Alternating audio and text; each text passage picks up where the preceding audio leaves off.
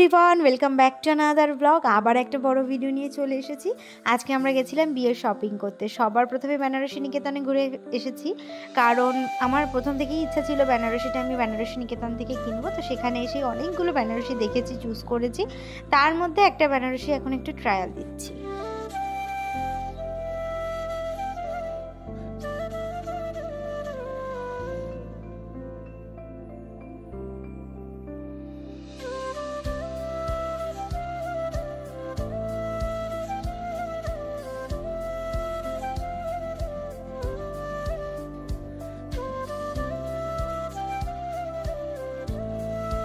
আমরা বেনারসি দেখার পর এখানে এখন ওড়নাটা চুজ করছিলাম। প্রচুর ভ্যারাইটিস ওড়না ছিল, প্রায় 3 থেকে 4 ব্যাগ ওড়না ছিল। এর মধ্যে থেকে সিলেক্ট করা সত্যিই খুব ডিফিকাল্ট ছিল।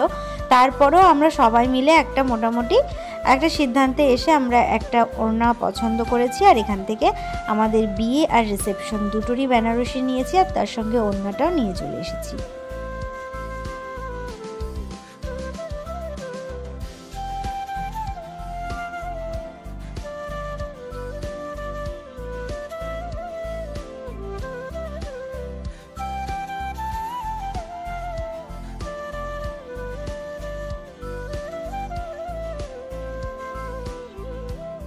আমাদের বেনারসি কেনা কমপ্লিট হয়ে গেলে সেখান থেকে বিয়ের পাঞ্জাবিটাও কেনা হয়েছিল। তারপর আমরা চলে এসেছি আগমনীতে, যে মেল স্টুডিও থাকে সেই মেল স্টুডিওতে চলে এসেছি।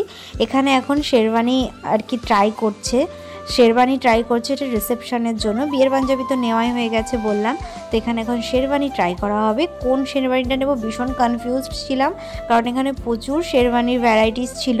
তো একটা করে ট্রায়াল দেওয়া হচ্ছিল, তারপরে আমরা একটা চুজ করে নিয়ে এসেছি।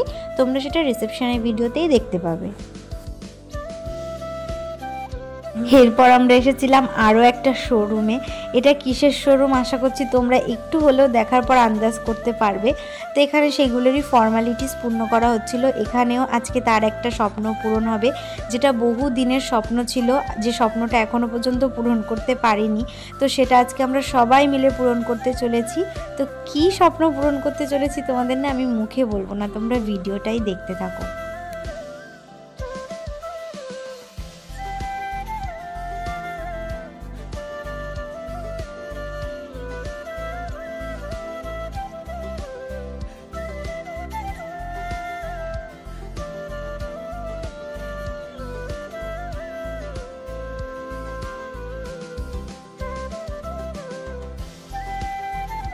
তো এই হলো আমাদের স্বপ্ন পূরণ। আমাদের বাড়িটা হওয়ার পর অনেক দিন আমরা অপেক্ষা করেছি একটা গাড়ির জন্য। তো অবশেষে আমরা সবাই মিলে সেই স্বপ্নটা পূর্ণ করতে পেরেছি। আমরা শেষমেশ একটা রয়্যাল এনফিল্ড ক্লাসিক 350 নিয়েছি, যেটা সামনে আমি পোজ মারছিলাম। আর এখানে সব ফর্মালিটিস পূর্ণ হয়ে গেছে। এটাকে আমরা 2 দিন পর নিয়ে যাব। আর আমাদের না এত টাকা হয়নি সত্যি কথা, যে আমরা রয়্যাল এনফিল্ড ডাইরেক্ট কিনে নেব।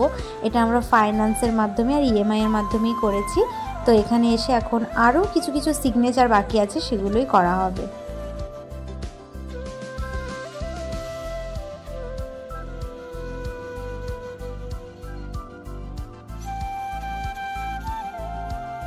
ইএমআইতে কিছু জিনিস নেওয়া আর ফাইন্যান্স করে নেওয়া যে কতটা একটা ঝামেলার কাজ। এখানে আমাদের প্রায় 2.5 থেকে 3 ঘন্টা সময় লেগেছে।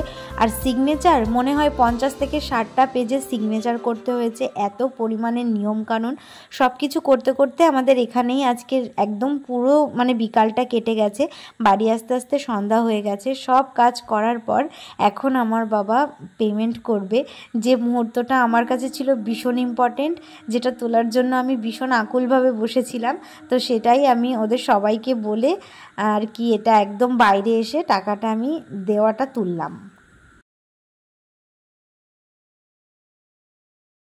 অবশেষে আমার বাবা তার জামাইকে তার উপহারটা দিয়েই দিল। এই ছিল সেই সুন্দর মোমেন্ট, যেটা দেখে আমি ইমোশনাল হয়ে গেছিলাম। তারপরে আমরা এসেছিলাম বালিয়া বাজারে আমাদের ফার্নিচার সিলেক্ট করতে। এখান থেকে আমাদের ড্রেসিং টেবিল নিতে হবে আর আলমারি নিতে হবে। সেই জন্য এখানে একদম রেডি করে রাখা ফার্নিচারগুলো আমরা চুজ করছিলাম আর চয়েস করছিলাম। কি ফার্নিচার নিয়েছি সেটা না বলবো না, সব যদি ভিডিওতেই বলে দিই তোমরা তাহলে পরবর্তীতে কি জানবে। তো দেখতে থাকো, কি নিয়েছি ফার্নিচার সেটা অবশ্যই তোমরা আমার শ্বশুর বাড়িতে গিয়ে দেখতে পাবে। আমাদের সব বাজার মোটামুটি কমপ্লিট আর কি, জামা কাপড়ের পার্টটা। বাড়ি এসে দেখি প্যান্ডেল অলরেডি তৈরি করা শুরু হয়ে গেছে। আর এই প্যান্ডেল করা দেখে না বুকটার মধ্যে সত্যি কেঁপে উঠছিল, মনে হচ্ছিল আর এই তো কিছু দিন, আর তারপরেই সত্যি সব কিছু কেমন পুরনো হয়ে যাবে, সব কিছু কেমন পর হয়ে যাবে। এখানে আমাদের বাজারপত্র তো করাই হয়ে গেছে, তো ঘরে এসে আমরা সব কিছু গুছিয়ে রাখছিলাম। আশীর্বাদের ড্রেসের সঙ্গে আশীর্বাদের গয়না, এঙ্গেজমেন্টের ড্রেসের সঙ্গে এঙ্গেজমেন্টের গয়না, সব কিছু একসঙ্গে গুছিয়ে গুছিয়ে আলাদা আলাদা প্যাকেট ভরে আমরা রাখছিলাম, যাতে অনুষ্ঠানের সময় আমাদের কোনো রকমের কোনো অসুবিধা না হয়।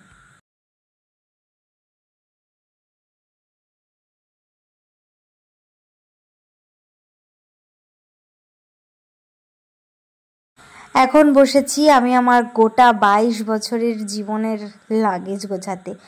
সমস্ত জিনিস, পুরোপুরি জীবনটা এখন আমি একটা লাগেজের মধ্যে গোছাচ্ছি, যে লাগেজটাকে নিয়ে আমার একটা নতুন ঠিকানায় যেতে হবে। কথাগুলো বলা খুবই সোজা, কিন্তু এই কথাগুলো মেনে নেওয়া না খুবই কঠিন।